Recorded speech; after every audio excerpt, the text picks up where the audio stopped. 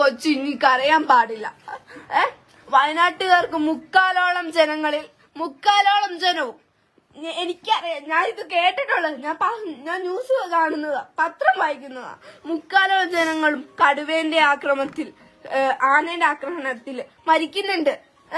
ഇതുവരെ അതിനുള്ള പോംവഴി വയനാട്ടിൽ വന്നിട്ടില്ല. വേറെ ഏത് രാജ്യത്തും വന്നിട്ട് വയനാട്ടിൽ നിന്ന് ഈ ചെറിയ മലയാള പ്രദേശത്ത് വന്നിട്ടില്ല. അറിയോ, എന്റെ ഡാഡി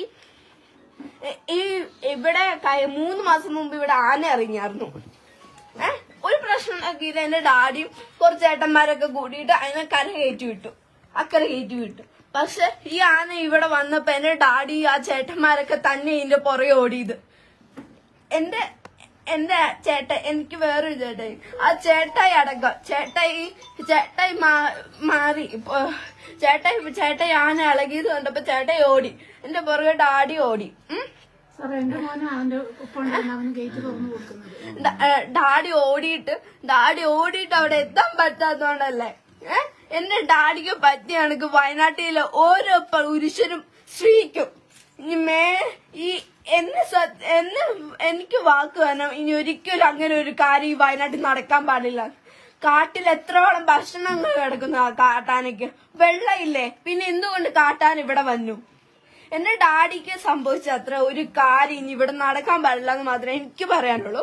പിന്നെ വയനാട്ടിലുള്ള മുക്കാലോളം ഈ കാടുകളിൽ സംരക്ഷിക്കേണ്ടത് ഞാൻ പറയൂല. സംരക്ഷിച്ച ആനേനെ പുലിനെ എന്ത് വേണേ അവിടെ വളർത്താം, പക്ഷെ നാട്ടിലേക്ക് ഇറങ്ങാനുള്ള രീതി ഉണ്ടാക്കിയത്.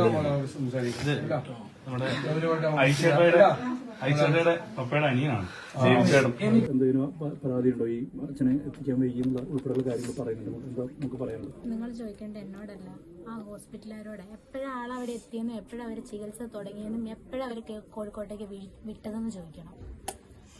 എന്റെ അറിവിൽ ഞാൻ എന്റെ ഫോണിലൊക്കെ കണ്ടതാ, വഴി മാറണമെന്നും പറഞ്ഞ് എപ്പം മെസ്സേജ് വന്നതാ. പക്ഷെ കൊണ്ടുപോയത് അപ്പോഴല്ലെന്നേ ഞാൻ പറയുള്ളൂ. ഞാൻ അവിടെ ഉണ്ടായിരുന്നു. 1:05 ആ ആംബുലൻസ് അവിടെ നിന്ന് പുറപ്പെട്ടത്. ഒരാളെയും കാണിക്കത്തുമില്ല. ട്രീറ്റ്മെന്റ് കൊടുക്കാൻ കഴിവില്ലെങ്കിൽ അവിടെ കൊടുക്കരുത്, അവിടെ നിർത്തരുത്. കൊടുക്കാൻ പറ്റില്ലെങ്കിൽ അവിടെ നിന്ന് മാറ്റണം. എന്തിനാ ഒരു ചികിത്സയും കിട്ടാണ്ട് ഇത്രയും നേരം എന്റെ പപ്പ ജീവിച്ചില്ലേ? 2 മണി വരെ ഉണ്ട്. അപ്പൊ കുറച്ച് ട്രീറ്റ്മെന്റ് കിട്ടിയായിരുന്നെങ്കിൽ ഇപ്പൊ മരിക്കുവോ?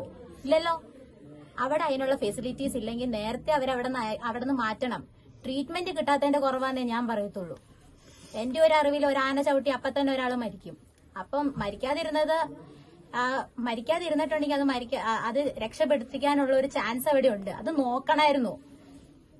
ഒരു ആനേനെയൊക്കെ രക്ഷപ്പെടുത്താൻ വലിയ കഴിവുണ്ടല്ലോ, ഒരു മനുഷ്യനെ ആർക്കും രക്ഷപ്പെടുത്താനുള്ള കഴിവില്ലേ? കഴിഞ്ഞ ആഴ്ച ഇതേപോലെ എന്നെ പോലെയല്ലേ ഒരു കൊച്ചു അവിടെ കിടന്ന് കരഞ്ഞ. എന്റെ പപ്പയ്ക്ക് വന്ന പോലെ വേറെ ഒരാൾക്ക് ഗതി വരരുതെന്ന്. എന്നിട്ട് ഒരാഴ്ച തികയുന്നതിന് മുമ്പ് വന്നില്ലേ? കൃത്യസമയത്ത് ചികിത്സ കൊടുത്തില്ലെന്നാണ് നമ്മൾ പറയുന്നത്. കൊടുത്തില്ല. ചികിത്സ കൊടുക്കേണ്ട ടൈമിൽ കൊടുക്കണം. അല്ലെങ്കിൽ അവിടെ അതിനുള്ള ഫെസിലിറ്റീസ് ഇല്ലെങ്കിൽ അവിടെ നിന്ന് മാറ്റണം. ഞങ്ങളോട് പറഞ്ഞു ബ്ലീഡിങ് ഉള്ളതുകൊണ്ട് ഒരു സർജറി നടക്കണം എന്ന് പറഞ്ഞു. എന്നിട്ട് അത് നടത്തുമെന്ന് വിചാരിച്ച് 1 മണിക്കൂറോളം അവിടെ ഇരുന്നു. സർജറി നടത്തിയിട്ടില്ല. എന്നിട്ട് ഞാൻ ചോദിച്ചു നടത്തിയായിരുന്നു. അപ്പൊ പറഞ്ഞു നടത്തിയിട്ടില്ല. ഇവിടുത്തെ CT സ്കാന്റെ റിപ്പോർട്ട് അങ്ങോട്ട് അയച്ചപ്പോ ഇപ്പൊ നടത്തണ്ടെന്ന് പറഞ്ഞു.